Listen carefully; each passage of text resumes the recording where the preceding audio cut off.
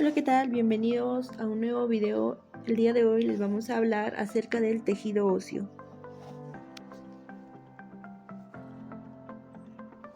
¿Alguna vez te has preguntado de qué están formados tus huesos? Los huesos están formados por sustancias orgánicas e inorgánicas. La sustancia orgánica constituyente se denomina osteoína y representa una tercera parte del total del hueso, mientras que las sustancias inorgánicas son sales en forma de fosfato y carbonato de calcio. Estructura de un hueso largo. Tenemos la epífisis proximal, que es la cabeza en los extremos del hueso, un área amplia para la unión de tendones y ligamentos. También tenemos la diáfisis, que tiene forma de cilindro hueco, y la epífisis distal. También encontramos el cartílago articular y hialino, que es una capa que recubre la epífisis, facilitando el movimiento de la articulación. Encontramos también el hueso esponjoso, que contiene la médula ósea roja y es liviano y poroso.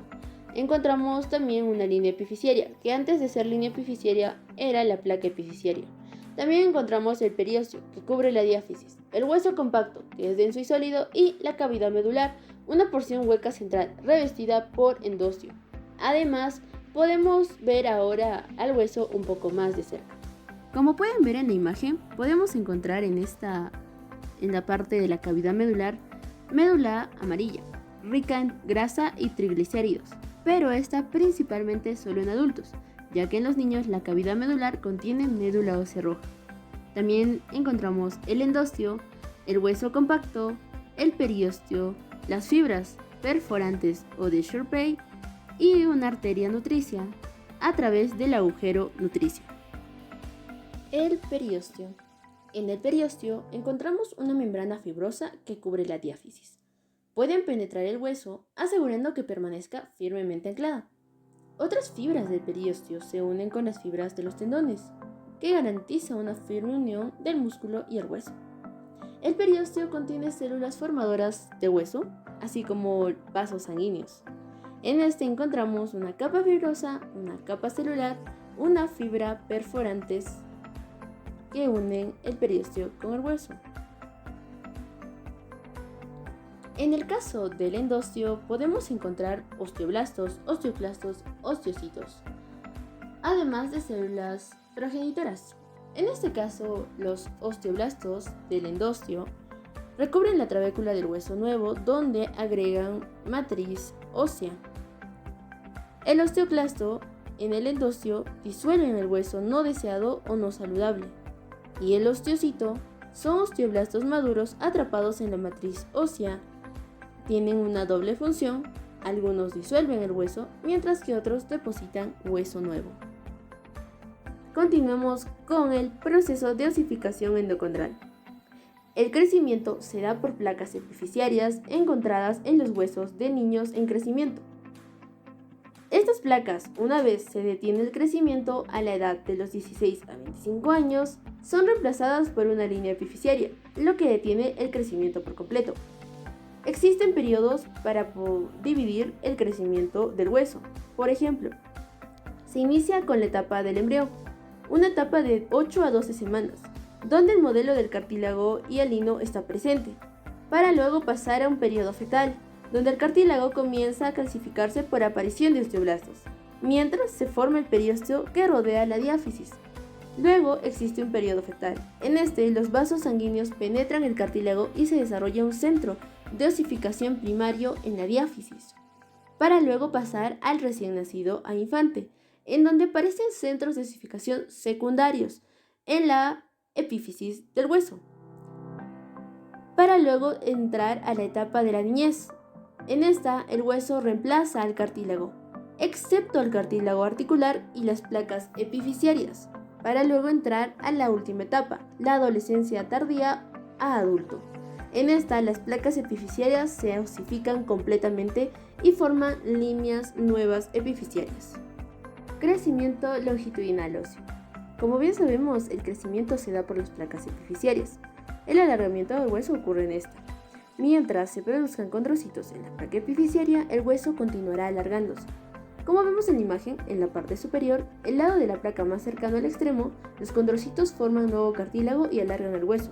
y en la parte inferior, los condrocitos más viejos y cercanos a la diáfisis mueren, dejando espacios que invaden los osteoblastos. Los osteoblastos crean hueso nuevo. Remodelación ósea. Como bien sabemos, los huesos crecen en longitud durante un periodo fijo, pero se ensanchan y engrosan a lo largo de la vida. Antes de esto deberíamos recordar que existen unos mecanismos como formación y resorción. En la formación, los osteoblastos depositan tejido óseo nuevo y la resorción, los osteoblastos eliminan matriz. Estas se dan en respuesta a la concentración de calcio en la sangre y al estrés físico. En el caso de concentración de calcio en la sangre, ocurre una hipercalcemia o una hipocalcemia. En la hipercalcemia existe una reabsorción de calcio en la sangre y en la hipocalcemia se libera calcio en la sangre.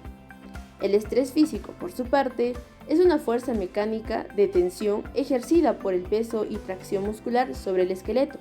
En esta ocurre un crecimiento óseo aposicional, o sea, un ensanchamiento y engrosamiento, desarrollo de proyecciones y marcas en la superficie ósea donde se unen los músculos. Bueno, continuamos con el crecimiento óseo aposicional o ensanchamiento y engrosamiento óseo. En este caso, los osteoblastos y el periósteo depositan nueva matriz en la superficie externa y quedan atrapados dentro de ella, convirtiéndose así en osteocitos.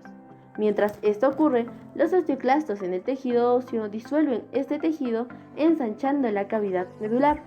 Como podemos ver en la imagen, el hueso de un lactante es mucho más delgado que el hueso de un adulto.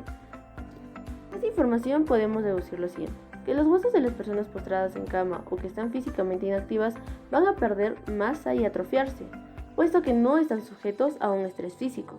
Además de que la actividad física, como pesas y atletismo, va a determinar dónde se va a descomponer o formar matriz, para que el esqueleto pueda permanecer lo más vital y fuerte posible.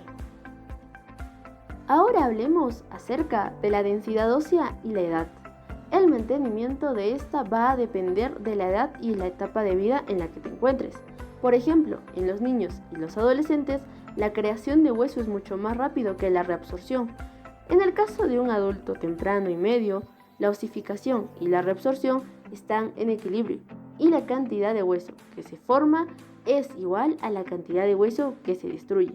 Después de los 30, la pérdida ósea aumenta y la formación se hace mucho más lenta, lo que hace que los huesos se debiliten.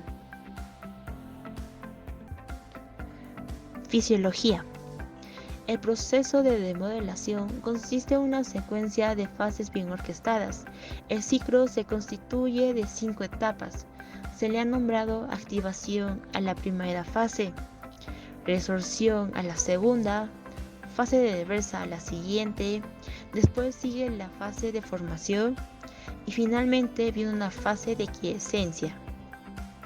El primer evento involucra la detección de señales iniciadoras de la demodelación provenientes de diferentes vías. Durante la fase de desorción, los precursores osteoblásticos responden a las señales de los osteocitos o a las señales de activación endocrina para reclutar a los precursores de los osteoclastos hacia el sitio de demodelación. Los osteoclastos maduran mediante enzimas y otros productos que hacen la degradación del tejido óseo.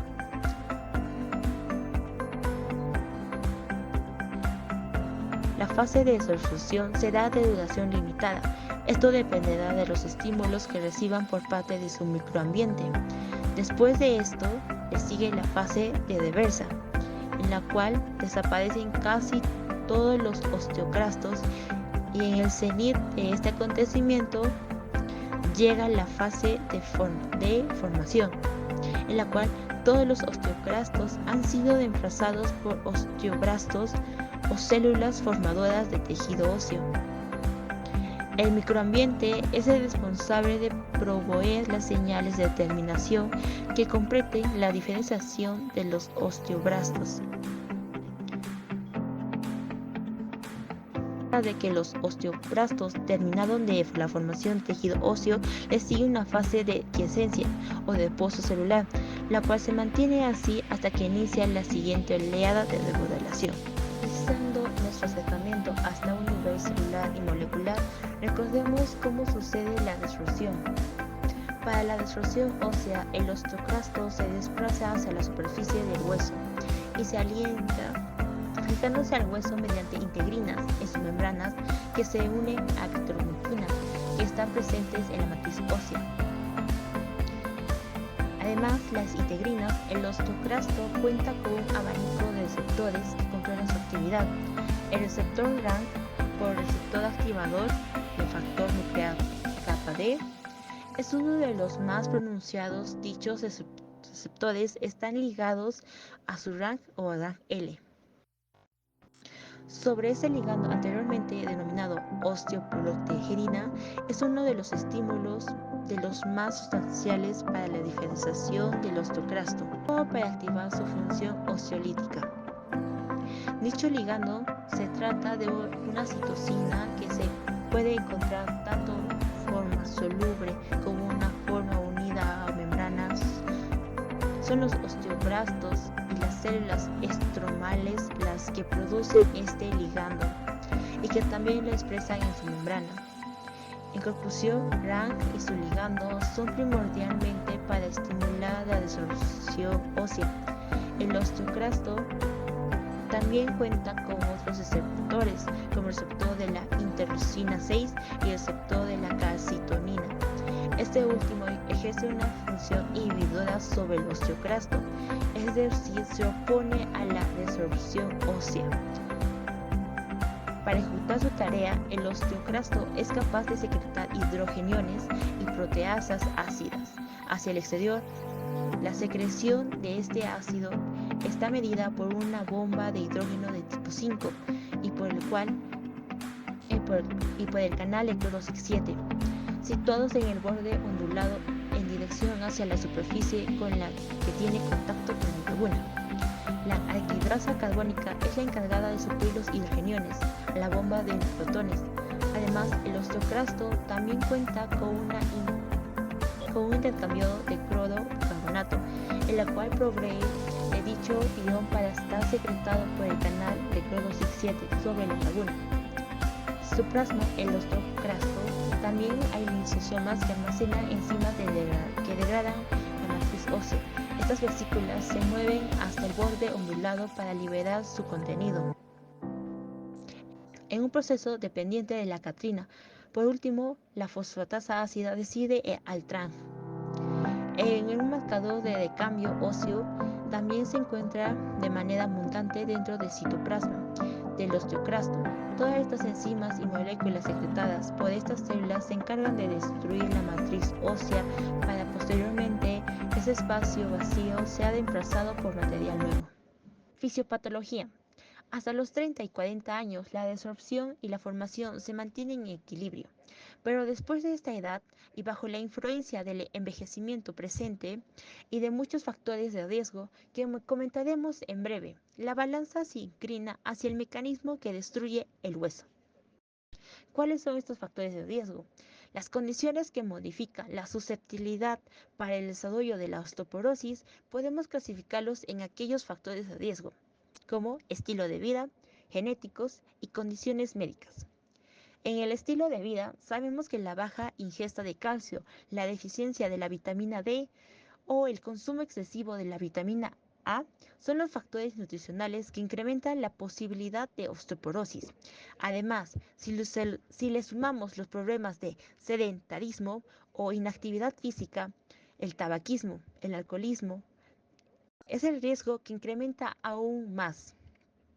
En respecto a lo genético, en investigaciones están descifrando la contribución de la genética por alguna razón de genes de la raza caucásica, que se ve más afectada por la osteoporosis. En alguna serie se ha observado que existe una predisposición hereditaria para el desarrollo de las enfermedades. Adicionalmente, muchas enfermedades de origen genético también se caracterizan por disponer el desarrollo de la osteoporosis.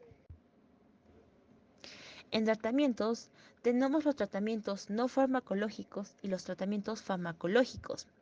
En el tratamiento farmacológico, los principales fármacos que son administrados son los siguientes que vemos.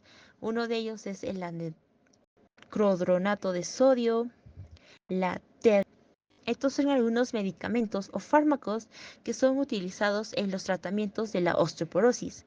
Pero tenemos los tratamientos no farmacológicos, que está en la suplementación de calcio, unos de 500 a 1000 miligramos diarios y de vitamina D. Tenemos la actividad física. Mencionado antes, el sedentarismo es uno de los causales de la osteoporosis. Tenemos las intervenciones multidisciplinarias. Esto fue todo y muchas gracias.